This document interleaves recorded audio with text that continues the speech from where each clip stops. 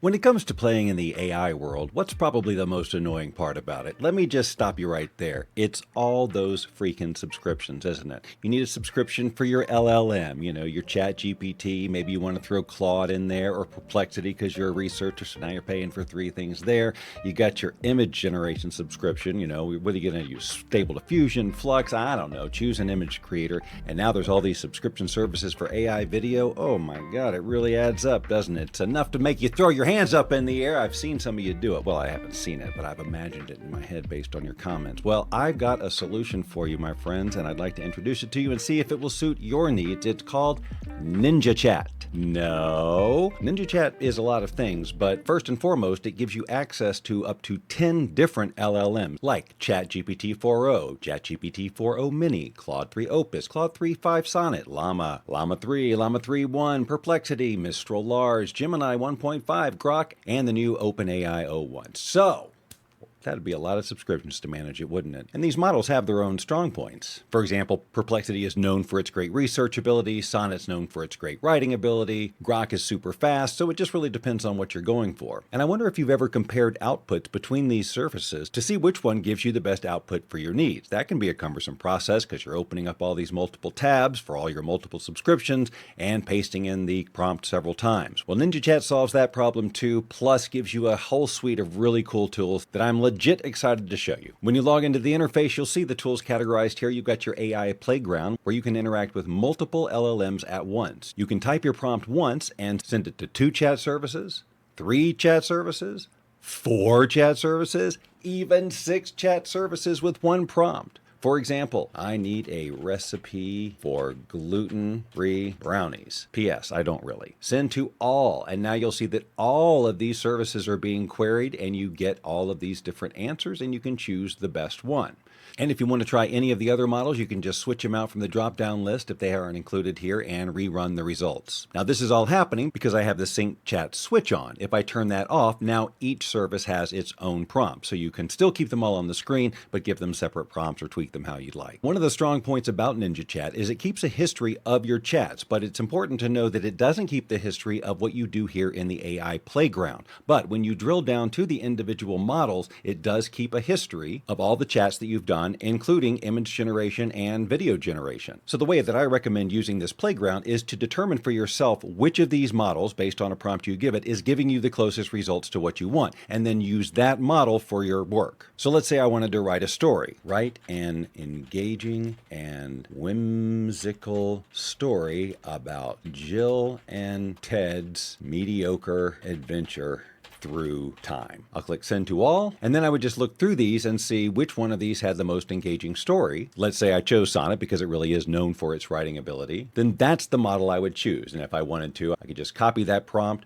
then drill down to Claude 3.5 Sonnet, and give that prompt again, let it do its thing, and then I will have a history of all of this, and I can engage in this chat ongoingly and develop this story. You'll notice that we have the ability to upload attachments and images. Some of these models do have the ability to see and interpret what you send up, and Claude is one of them. For example, if I wanted to send up an image and say, describe what you see, and hit enter, it's going to give us a breakdown. Based on the image context you provided, I can describe the scene as follows. The image depicts a social gathering or party taking place indoors. The focal point is a group of 5 people in the foreground, etc. So just for fun, let's tell it to write this description as a prompt for an AI image generator using the Flux Schnell model. I'll tell you why I use this exact prompt in just a moment. And let's just take this prompt that it gave us. I'm just going to copy it, and I'm going to go over to the AI images section. Here we have a choice between 3 image generation models. Stable Diffusion 3, which is the latest of the Stable Diffusion models, Flux Schnell, and Flux Dev.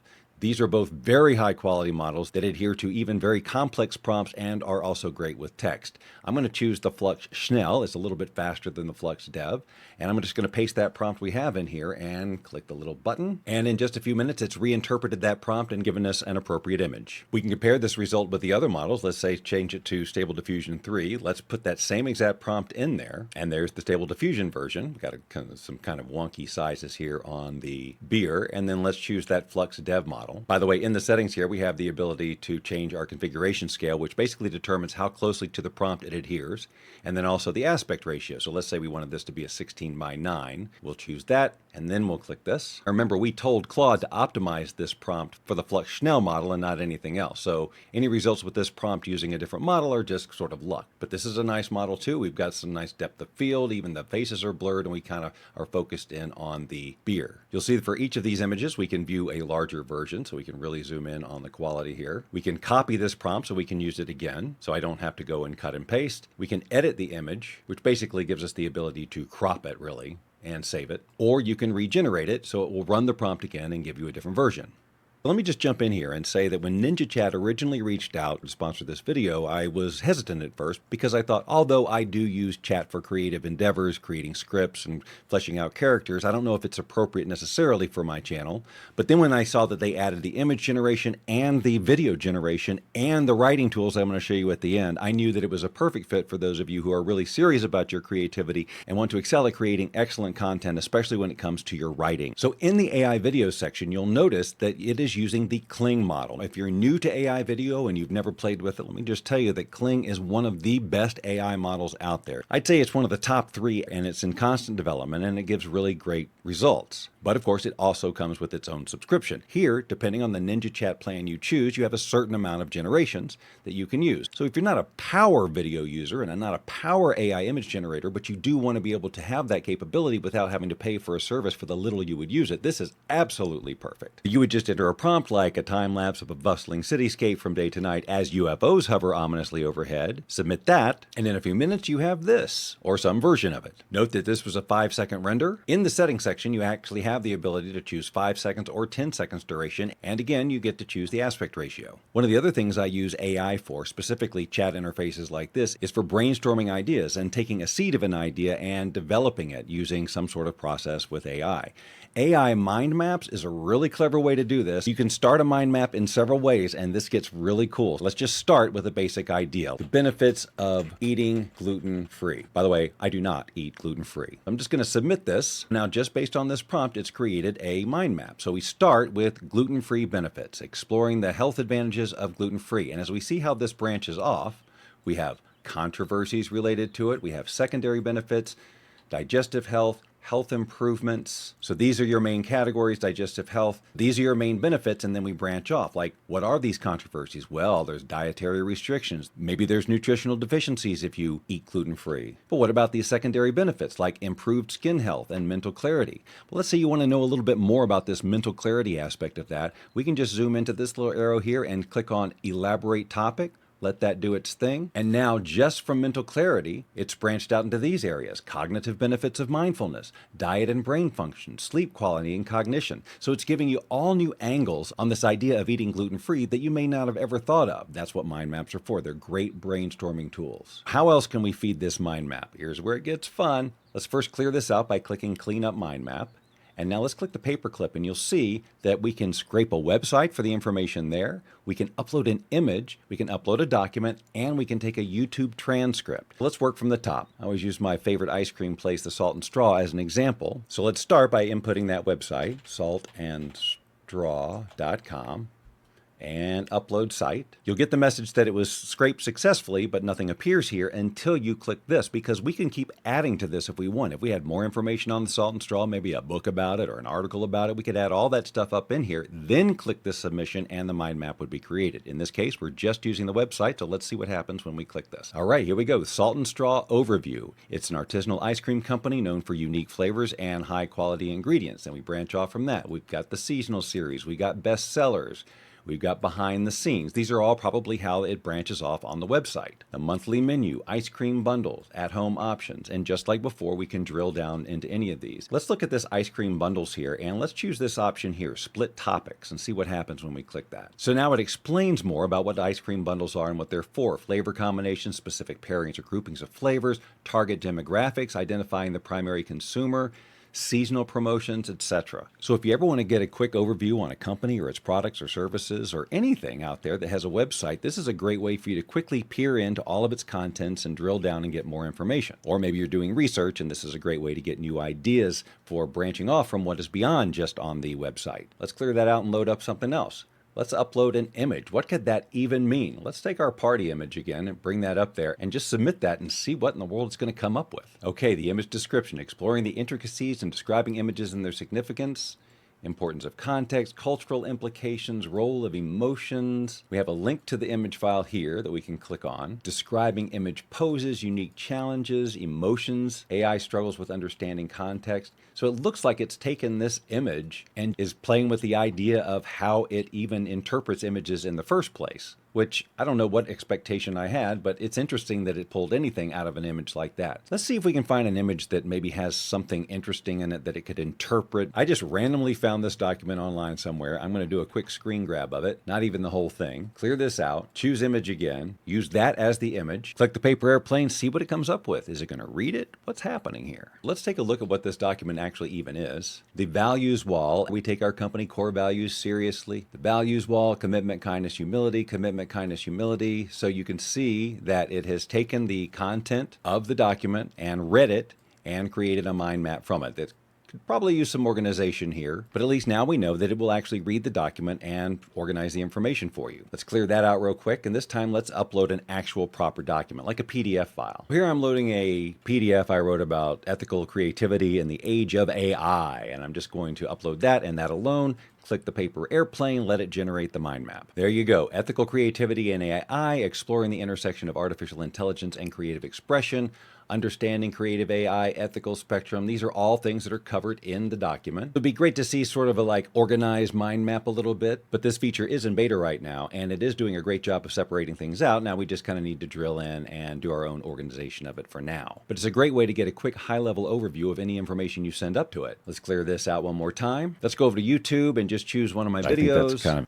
We'll grab the share link real quick. We'll go back over to NinjaChat, and this time we will use YouTube transcript. We'll paste the link right in there, click upload video. It's fetching the transcript, and now I submit it. Because I could upload several transcripts and have a mind map that covers several topics, not just the one. But in this case, we're just going to keep it to this video. It'll be easier to organize. So advanced voices in ChatGPT, that's what it's about. And then I do an introduction, and then that introduction is broken down into voice quality. So we got the main topic of introduction to the advanced voices, and then I show the technical implementation. And then under voice diversity, we've got the AI personalities, and then that's all interconnected. User interaction, how the users engage with the new voice features, which goes into the user experience. We have fun and practical uses, future developments, and of course we can branch off any of these or elaborate on any of them. There is an edit topic if we want to just actually type in something that's more specific than what they've given us, even the title or the header. So now let's move on to chat with PDF. Here we can drag and drop a PDF. We can just do the same PDF, the ethical creativity in the age of AI. We can scan through the document so you can see that it actually is a thing. And now I can just talk to it as if it is a person. Like, what are a few ways AI can be used creatively? So it talks about what we talk about in the document: AI image generation, AI video generation, AI music generation, and so on. Let's go back to the table of contents real quick and just give this thing a little test. If we go up to chapter 2, we can see that the subjects are potential and promise, and then ethical challenges and concerns. So let's just ask it,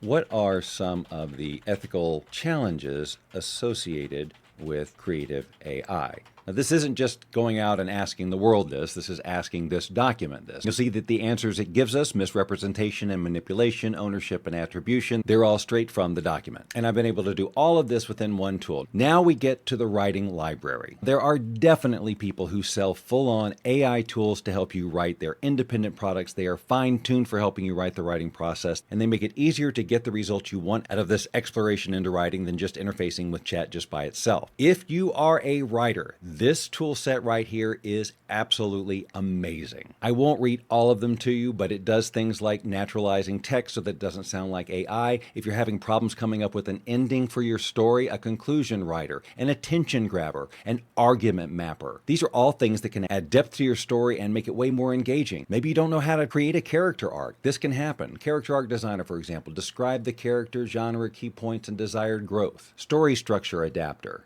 Summarize your story, specific desired structure and outcome. How about this one? Plot hole detector.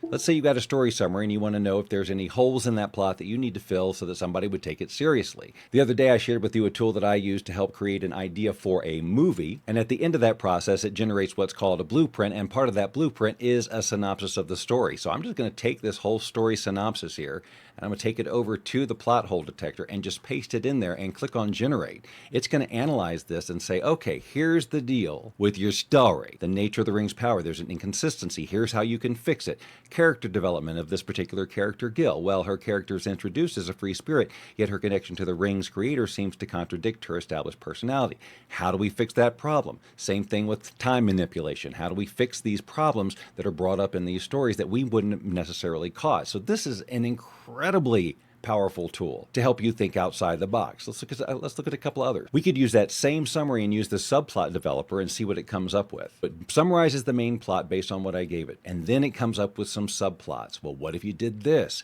We could learn a little bit more about her backstory, how they're connected, and so on, adding entire levels to your story that you may not have thought of. How about a plot twist creator? Let's summarize our story setup. I'm going to say it's a children's book. A girl in a red cloak needs to deliver cookies to her grandmother in the woods. She has to go through a forest where there is a known wolf. I'm just going to leave it at that. Click generate. In a whimsical children's book, a young girl named Lily dons her vibrant red cloak, etc. So the twist element, the wolf's true identity.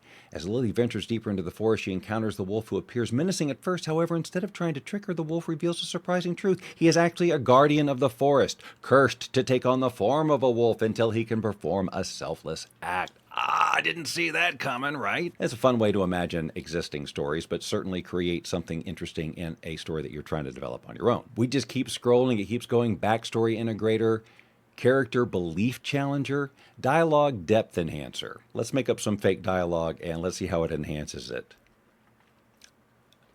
Hi, says Mark. Hello, says Mary. Why are you in my office? Mark asks. Because I'm lost, Mary answers. Well, you're sitting on my birthday cake, says Mark. Oh no, exclaims Mary. Now I know it's hard to improve on that, but let's just see what AI can come up with. Enhanced dialogue. Mark, leaning against the desk with arms crossed, raises an eyebrow as he glances at the unexpected guest. Hi, he says, his tone a mix of surprise and curiosity.